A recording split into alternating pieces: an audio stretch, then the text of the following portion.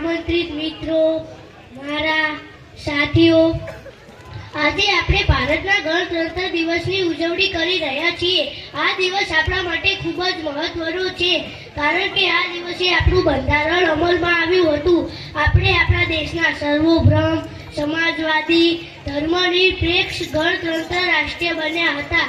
આઝાદીની લડતમાં જે શહીદોએ બલિદાન આપ્યું એ આપણે ક્યારેય ન ભૂલી શકીએ, કારણ કે એમના કારણે આજે આપણે આઝાદ અને સુખી જીવન જીવી રહ્યા છીએ। આપણે આપણા દેશના વિકાસનો ફાળો આપવા માટે સતત પ્રયત્નશીલ રહેવું જોઈએ।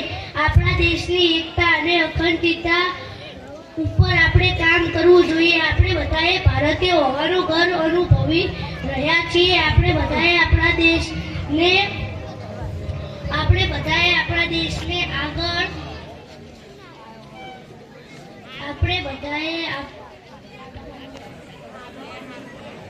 બધાએ આજે નવા સંકલ્પો સાથે આગળ વધી રહ્યા છીએ અને આપણે આજે સંકલ્પો સાથે આગળ વધી રહ્યા છીએ। આપણે આજે બેરોજગારીથી મુક્ત કરીશું। આપણે બધાએ આજે અગ્રણી રાષ્ટ્ર બનાવીશું।